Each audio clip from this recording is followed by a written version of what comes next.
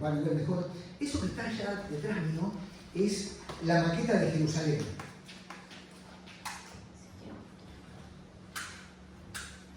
Se ve más o menos. Eso forma parte del Museo de Israel. La maqueta de Jerusalén es una maqueta gigante de 2000 metros cuadrados y que fue una especie de homenaje que una persona muy importante de Israel, el dueño de una cadena de hoteles, quiso hacer en memoria de lo que había sido la muerte de su hijo en el año 1948, cuando fue el día de la independencia de Israel.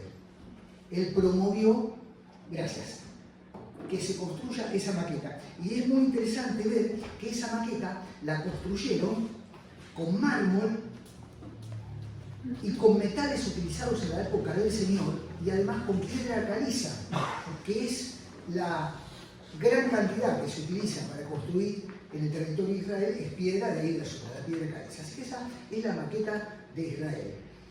Es muy interesante, ¿por qué? Porque la maqueta de Israel permite ver y tener una noción, aunque no sea limitada, de cómo era Jerusalén en los tiempos del Señor Jesucristo. Esa maqueta estuvo durante mucho tiempo en el patio de uno de los hoteles de este hombre, y después parte de esos terrenos se vendieron y tuvieron que moverla. Y para moverla, la dividieron en 100 trozos iguales. Y costó una fortuna el traslado a un nuevo lugar que es cerca de lo que es hasta la actualidad el Museo de Jerusalén. Y ahí está la maqueta. En la maqueta hay algo puntual, y por eso la idea de la maqueta es traer y mostrarles, que es el templo de Jerusalén. Porque lo que vamos a ver hoy tiene que ver con el templo de Jerusalén, que aparece justamente bien grandote aquí detrás mío.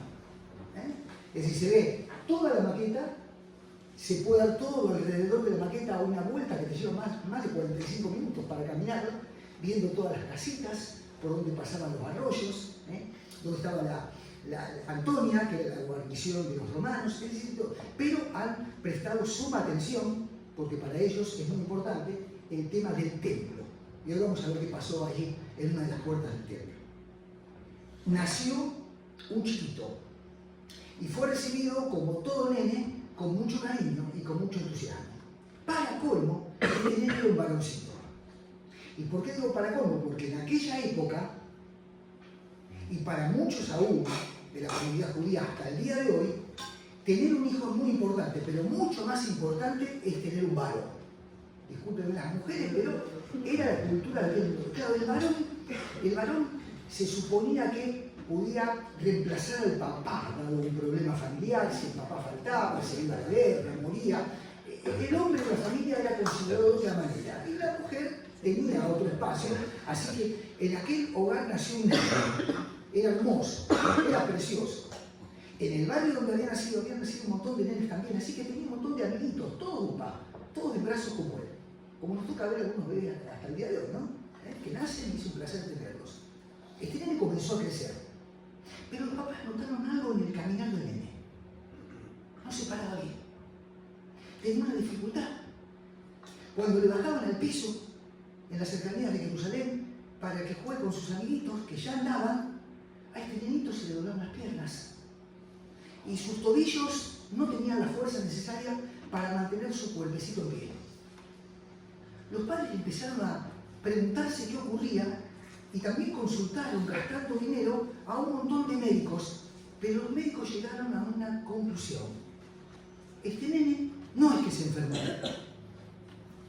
Tampoco había ocurrido que se había golpeado sus piernitas y por eso ahora no podía estar en pie. Este nene había nacido con un problemita en su cuerpo. Él tenía una dificultad en sus piernitas. Y cuando comparaban las piernas de su hijo con las de los otros nenes, veía que sus piernitas lucían flacas, raquíticas y sin fuerza. Y no podía andar. Esta es la historia de este niño que creció y que hoy vamos a ver qué ocurre con él en una de las puertas del templo. Acompáñenme, por favor, aunque vamos a tenerlo seguramente acá atrás. Podés ponerlo, si gustás un poco ahora, a Hechos de los Apóstoles, capítulo 3. Hechos, capítulo 3. Es la historia de este nene. Estamos en Jerusalén en el primer siglo, allá por el año 30-33 de la historia de la humanidad, el Señor Jesucristo ya había muerto, ya había resucitado y ya había descendido el Espíritu Santo en Pentecostés. Todo eso había ocurrido. Y cuando comenzamos a leer Hechos capítulo 3, vemos que dice, versículo 1, Pedro y Juan subían juntos al templo a la hora novena. Cuando uno mira en el original, hay una expresión que tristemente fue sesgada. El versículo empieza en el hebreo diciendo, una vez Pedro y Juan subían juntos al templo. Y si usted lee la Biblia o procura prepararse para enseñarla, no la lea de corrido. Deténgase en las expresiones que son muy importantes. Y a mí me llama la atención que allí figure en el original una vez. Pedro, ¿sabe por qué? Porque para cada uno de nosotros, como para este hombre, Dios nos presenta una vez. Siempre una vez. Hay pruebas, hay dificultades, hay tristeza. No sabemos hacia dónde ir, pero Dios en su gracia siempre nos presenta una vez. Una vez en la que nos busca insistentemente. Una vez en la que nos busca y nos muestra nuestros errores. Nos aclara conceptos, nos muestra que necesitamos de Dios. Siempre en nuestra vida hay una vez. Y gloria a Dios por la vez que Dios le presenta a este hombre. Y fíjese lo que dice. Subían juntos al templo a la hora novena. Subían juntos. Segunda gran enseñanza. Juan y Pedro subían juntos. ¿Qué hacía que estén juntos? ¿Qué hacía de ellos que los unía? Promovía que iban y venían de un lado al otro. Yo anoté en primer lugar, tenían el mismo Señor. Tenían el mismo Señor como Salvador. Qué bueno es estar con aquellos que tienen a Cristo como su Salvador, como usted y yo. Estaban juntos porque tenían a Cristo. Pero además, no solamente tenían a un Cristo histórico, tenían en Cristo su misma fe. Por eso estaban juntos. Congeniaban en eso. Creían que Cristo había muerto en la cruz y había resucitado con sus pecados. Pero además de eso, tenían el mismo compromiso. El mismo compromiso. Con la iglesia de aquel entonces que se había formado en Pentecostés. Con las viudas que habían quedado solitas. Con los huérfanos. Servir a Cristo, honrarle. El compromiso inclusive de vivir de una manera distinta, diferente a lo que había sido su vida sin Dios. Tenían el mismo compromiso. Y además, esto es interesantísimo, tenían la misma comisión. El Señor les había dicho, vengan, escuchen, presten atención. Les dijo, vayan por todo el mundo y prediquen el Evangelio a toda criatura. Es decir, que ellos tenían realmente un andamiaje de conceptos en su vida por demás importantes como para que estén juntos. Se necesitaban, se comprendían, tenían la misma fe y el mismo Señor. Y dice que subían a la hora novena, a la hora de oración. Y usted sabe que es interesante ver que ellos siguieron participando de los cultos en el templo, que veíamos recién, aún habiendo creído en Jesucristo como Salvador. Fue una cultura que ellos no pudieron de entrada quebrar ni romper, porque ellos eran judíos e iban al templo. Y los judíos tenían 3 horarios para orar en el templo. Tenían el horario de las 9 de la mañana, que era la hora tercera, tengan en cuenta que comenzaban a contar el día de las 6 de la mañana. Tenían en su haber ir al templo a la hora novena, que eran las 3 de la tarde, la hora nocturna, esto que vamos a leer, y aparte, según la época del año, como declinaba el día, lo hacían al final del día también en el atardecer. Así que ellos, obedientes a lo que habían aprendido, iban al templo. Eso llega un momento que se rompe, se quiebra.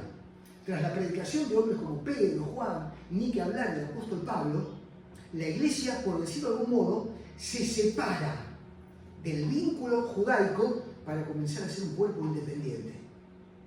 Y dicen los que estudian que eso ocurre más o menos por el año 66, 68, 3 o 2 años previos a que el templo fuera destruido cuando vino Tito y arrasó, el Tito romano. Así que era lógico que ellos, aunque habían creído en Cristo, iban al templo y se reunían con un montón de personas allí. Mire, Y dice el versículo 2, léalo allí, y era traído un hombre cojo de nacimiento. Ahí está la explicación de lo que dije al principio. Tenía una dificultad desde el vientre de su madre. Pobrecito, había nacido con esa dificultad. Y dice que a este lo ponían cada día a la puerta del templo, que se llama La Hermosa, para que pidiese limosna de los que entraban allí. La puerta del templo, La Hermosa, que veíamos antes, era la más utilizada, era la más popular, era donde se reunía toda la gente. Y a este infeliz lo ponían a la puerta, justamente, La Hermosa, porque ahí era el gentío. Y ahí tenía él oportunidad, como dice acá, de pedir limosna. Había dos puertas importantes. Una era La Hermosa y una más adentro, yendo más para la zona más santa del templo, que fue donada por un hombre muy rico egipcio que vivía en Alejandría. Pero eran las dos puertas más populares. Este se sentaba o lo sentaba a la puerta del templo de La Hermosa. Y con respecto a esto, yo creo que usted note que estamos a punto de ver o de estudiar brevemente esta mañana el primer milagro que ocurre narrado en los Hechos de los Apóstoles. Vamos a ver un milagro que ocurre. Y es el primero narrado en los Hechos de los Apóstoles. Ahora bien, este hombre, a falta de la ayuda estatal, él tenía que depender de las limosnas que le daban las personas. Así que dice que era llevado a pedir limosna. Y usted sabe que, por decirlo de algún modo, el judaísmo en aquel siglo arruinó la experiencia de quien pedía y de quien daba limosna. Veíamos con Marcela, viniendo por acá el otro día, que una camioneta doble cabina iba adelante con un montón de baldes atrás. Y cada 3 o 4 cuadras se bajaba y bajaba baldes en las esquinas y se los dejaba a unos muchachos. Para que los chicos vendan lo que andaba repartiendo este hombre. Es decir, que eran como minoristas de un emprendimiento de un tercero. ¿Qué ocurría con las ofertas en aquel entonces en el templo? Había personas que eran una especie de organizadores de los que pedían limosnas. Y había, por decirlo de algún modo, limoneros que eran profesionales. Y este puede haber sido uno de ellos. Como había nacido enfermito, trabajaba pidiendo limosna, pero en realidad no eran todas para él. Él debía darle a un mayorista de las limosnas, que juntaba el dinero y después repartía según su criterio y su gusto. Qué triste, ¿no? Eso ya pasaba ahí. Pero aparte de estos que pedían limosna, le habían buscado la vuelta para hacer sentir culpable a las personas. Así que ¿saben lo que decía? Estirando la mano para pedir, decía, para ser bendecido, dame una limosna. Así que ponían entre la espada y la pared a quien le pedían, porque la persona decía, no sé cosa que sea maldito, más vale te doy. Y había otro tercer grupo de personas que ofrecían limosna. Y era lo mismo que según la Escritura se ponían en las plazas a orar a viva voz para que todos lo vean. La palabra que se utiliza para aquellos que fanfarroneaban orando en alta voz es la misma palabra que se puede utilizar para esto. Ellos actuaban, se mandaban la parte de tener un corazón muy amplio para dar limosna y lo hacían a los gritos conocer delante de todas las personas. Así que el tema de la limosna estaba un poquito maltratado en aquel entonces. Y este era traído. Versículo 3. Este hombre enfermo dice, cuando vio a Pedro y Juan que iban a entrar en el templo, les rogaba que le diesen limosna. Miren, me es inevitable hablar de este versículo sin pasar por alto de qué es lo que le ocurre al hombre actual hoy también. ¿Sabe qué? La sociedad está llena de personas que piden limosnas. Son llevadas de aquí para allá para tratar de conseguir algo.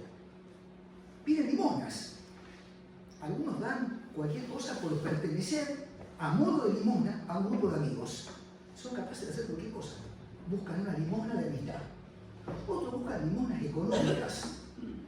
Y tenemos ejemplos por demás reconocidos que inclusive personas encumbradas en los gobiernos han hecho desastres con tal de hacerse de limosnas. Limosnas. Y hay hombres que buscan limosnas en la droga para ser un ratito felices o en el alcohol para calmar un poco su ser espiritual. Este muchacho, este hombre pedía limosna. Y mire lo que dice 4. Pedro con Juan Fijando los ojos, le dijeron, míranos. Ahí hay dos expresiones que son maravillosas. Fijando en él los ojos. Es decir, Pedro y Juan venían con el torbellino de las personas que entraban buscando el sitio de lavar en el templo. Venían preocupados por un montón de cosas que todavía no comprendían del todo bien. Sabían que habían sido comisionados para predicar el Evangelio, pero nada les impidió que, viendo la necesidad, fijen sus ojos. Fijaron los ojos en él. No era tan poco importante, no pasó para estos dos desapercibidos de hombre que tenían una necesidad. Entonces quisieron fijarnos sus ojos. Nosotros debemos bebernos de este ejemplo y prestar atención a las necesidades de la gente. Acá en la congregación nos necesitamos unos de otros y necesitamos fijar nuestros ojos en los ojos de aquellos que miran con ternura, necesitando nuestra gracia, nuestra ayuda, nuestra comprensión. Esto, fijaron los ojos. Fijaron los ojos. Se detuvieron y como consecuencia de haber fijado los ojos, mire lo que dice la Escritura, mire, es tremendo lo que dice. Entonces él, viendo que habían fijado en él los ojos, ¿qué hizo? Estuvo atento. Claro. Cuando vieron que ellos le fijaban los ojos, cuando este Dios que le fijaba los ojos, estuvo atento. Claro, él estaba por ser acostumbrado a que la gente pasaba y no lo tenía en cuenta. Pasaba de largo, estaban acostumbrados, lo conocían, era el que mangueaba todos los días. Pero acá ocurrió algo distinto. Él descubre que hay dos que vienen charlando sus cosas y cuando lo miran, fijan los ojos. Y como consecuencia de eso, entonces él reacciona. ¿Y reacciona de qué manera? Poniéndose atento. Atento. Atento. Esperando recibir de ellos algo, dice. Claro, necesitaba algo. Él necesitaba algo. Versículo 6. Mas Pedro dijo, no tengo plata ni oro, pero lo que tengo te doy. Y esta expresión es una expresión que debiera ayudarnos a redefinir lo que es para vos y para mí la verdadera riqueza. Tendríamos que ayudarnos en este punto a decir, ¿qué necesito? ¿Cuál es la riqueza que necesita mi alma? ¿Qué necesito? ¿Qué necesito? ¿Más ropa nueva? ¿Una cuenta bancaria más abultada? ¿Qué necesito para ser rico? ¿Ser respetado? ¿Ser popular? ¿Qué necesito para ser rico? ¿En dónde está tu riqueza y la mía? ¿Qué buscamos para ser ricos? Este hombre buscaba un denario, una moneda de plata. Él necesitaba, aunque sea un pedacito de oro. Pero ¿cómo valorás vos y cómo valoro yo la riqueza? Porque usted sabe, la muerte de Cristo en la cruz nos hace multimillonarios. Perdona nuestros pecados, cambia nuestra vida, nos enriquece a punto tal de que tenemos una visión de para qué estamos aquí y mucho más aún, hacia dónde vamos. Eso es el rico. Eso es el rico. Saber que mis pecados fueron borrados y tirados en la profundidad de la mar y Cristo es mi Señor y mi Salvador. Ahora soy de Cristo. Mío también es Él, cantábamos. Puedo gozar de la eternidad con Él. Él me ha enriquecido. Pero este pobre necesitaba realmente en ese día algo. Y necesitaba plata y oro. Y qué bueno para él que ni Pedro ni Juan tenían un peso. No tenían nada. Pobrecito, no tenían nada. No tenían nada. Comenzaban a vivir una vida por fe. Esperando recibir de parte de Dios lo que Dios quisiera, de la manera que quisiera y de la mano de lo que Dios quisiera. No tengo plata ni oro. Yo me imagino que hizo así el vaquero, ¿no? Pedro, bueno, se dieron vuelta a la túnica un instante y dijo, no tenés nada, pero lo que tengo te doy. Y ahí Pedro se jugó ante la vida. ¡Qué fe! ¡Qué fe!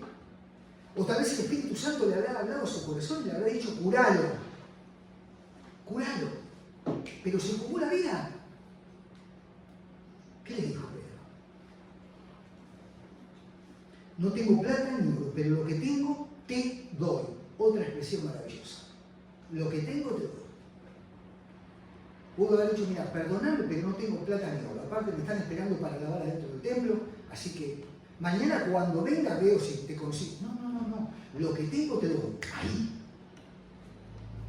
Y Dios necesita de mí como cristiano que lo que yo tengo lo dé. Y no se trata de dar meramente de mi finanza, de mi dinero. Se trata de dar lo que la gente necesita. Lo que tengo te doy. ¿Qué necesita la gente? ¿Qué precisan tus amigos, tus tíos, tus familiares? ¿Qué necesitan? Un oído que los escuche. Una mano que les dé una palmada. Un pedazo de pan que les llegue un mediodía. ¿Qué necesitan? ¿Un llamado telefónico? ¿Un WhatsApp? Hagámoslo. Lo que tengo te doy. Dios nos está demandando que demos lo que tenemos. Y lo más precioso que podemos dar es el nombre de Jesucristo. Y es lo que le dice Pedro. En el nombre de Jesucristo le dice, de Nazaret, levántate y anda. Dice en el griego, en el nombre de Jesucristo, el Nazareno. ¿Y saben por qué dice así el original? Porque era el título por el cual despreciaban a Jesús. En ese nombre que había sido despreciado por la cúpula religiosa de aquel entonces, en ese nombre, del que se decía, ¿puede venir algo bueno de Nazaret? En el nombre de Jesucristo de Nazaret, levántate y anda. En el nombre de Jesús. Y qué notable que tampoco dice levántate y anda. Dice, en el nombre de Jesucristo, camina. Más corta la dice. En el nombre de Jesucristo, camina.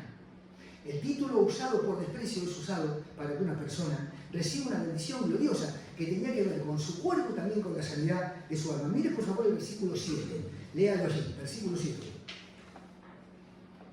Y tomándole por la mano, habla de Pedro, la mano derecha, le levantó y al momento dice, se afirmaron los pies y los tobillos. Tomándole por la mano, ¿qué dice? Derecha. Y la mano derecha es símbolo de trabajo, de servicio. Usted sabe que Pedro lo toma con por la mano derecha y es la mano con la que él tomaba los remos para remar en el mar de Galilea. Es la misma mano con la que él remendaba las redes después de fracasar en su pesca durante toda una noche. La mano de Pedro es la misma mano utilizada para separar los peces grandes de los chicos y para que los pequeños que no servían sean puestos al mar de Galilea. Es la misma mano.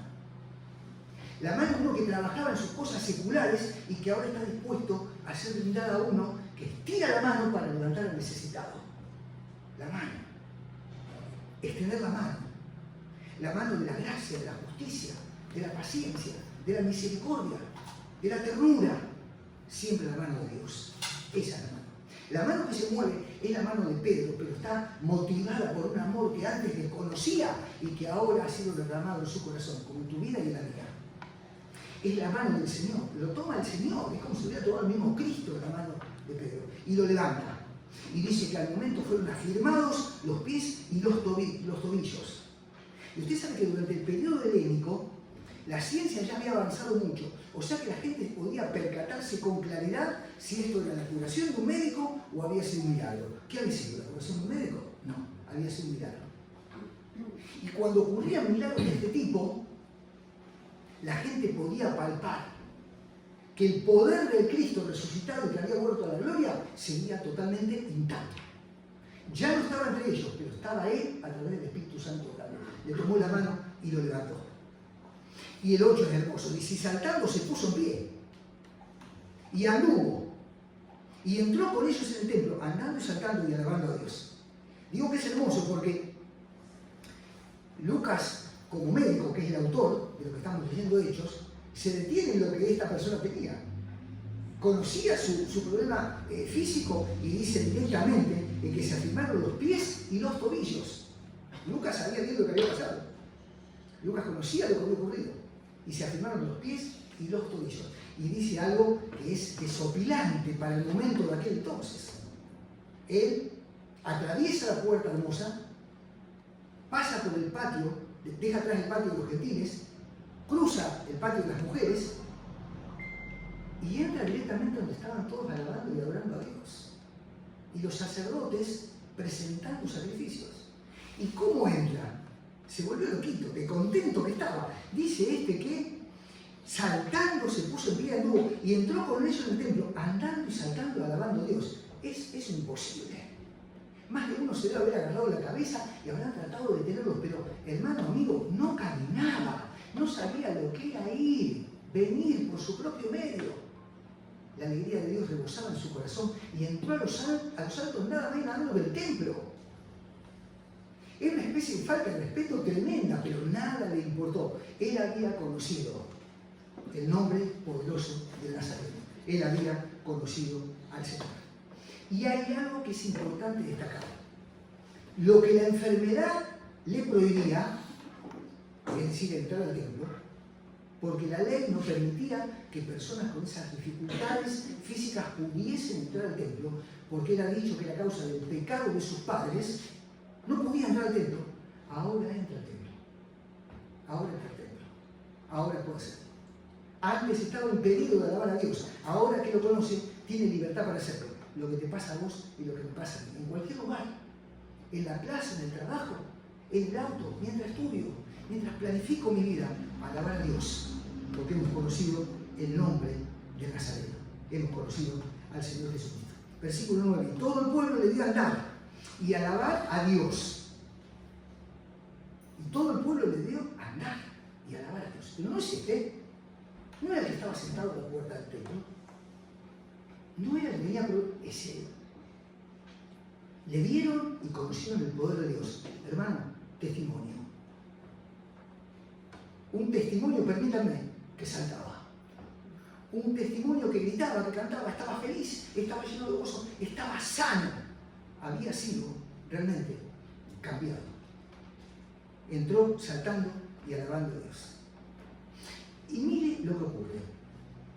Esto es llamativo. Y le reconocían, dice 10, que él era el que se sentaba a pedir limosna a la puerta del templo, la hermosa.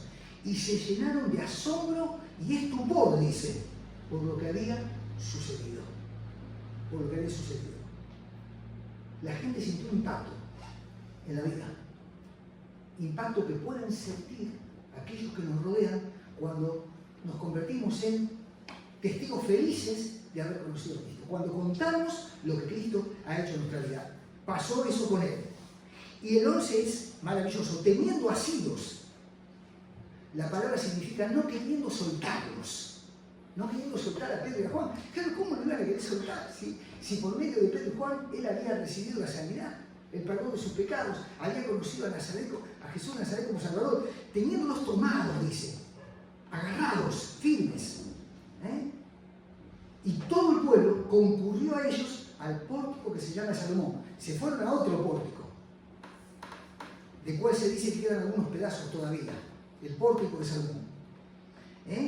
¿Y qué ocurrió allí? A ver, el pueblo estaba atónito por el milagro que había ocurrido. Quedaron choqueados.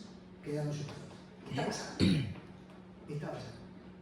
Como decíamos hoy temprano, el Señor podía decir en la vida consumado es. Ya está. Hice lo que necesitaba. En la cruz morí por sus pecados. Ahora mi nombre es curado. Consumado es. Consumado es. Qué notable que dice que allí todos estaban atónitos. Todos estaban llenos de asombro. Todos sentían algo así como un espanto. Es decir, el temor reverente de ver cuando Dios obra. El temor que significa volver a recapacitar que hay alguien por encima de las nubes, que es nuestro Dios y nuestro Padre Celestial. Quedaron choqueados. Y Pedro no perdió la oportunidad. Y aprovechando el gentío que se reunió para ver lo que había pasado, predicó el Evangelio.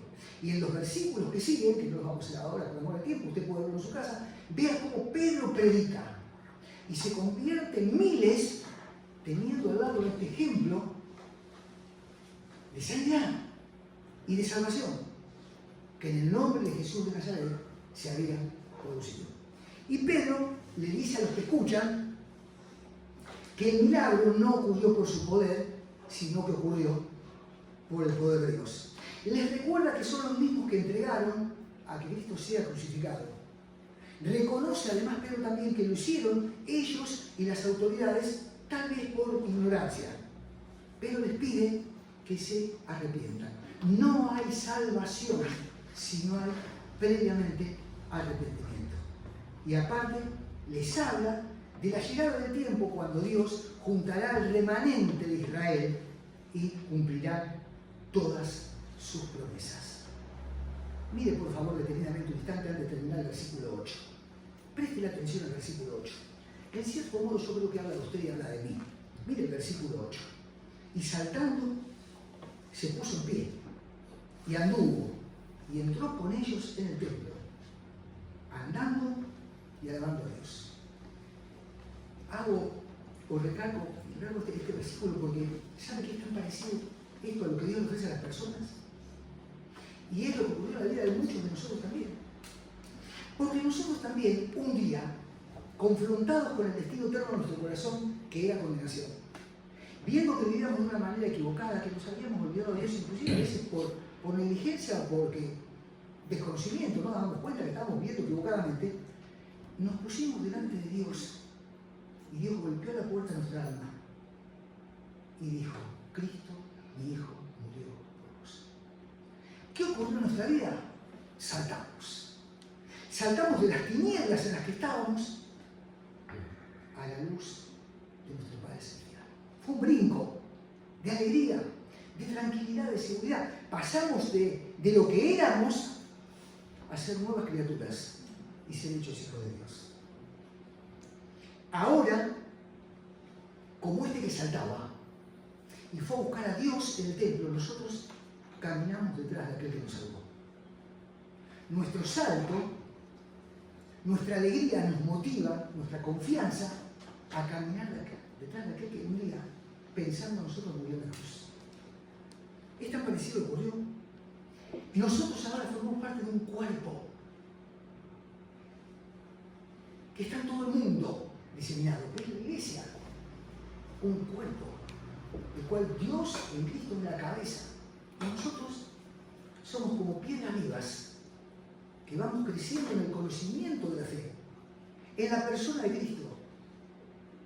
Y somos como a los altos espirituales, mostrando nuestra alegría, testigos de lo que hizo el Nazareno en tu corazón y en el mío.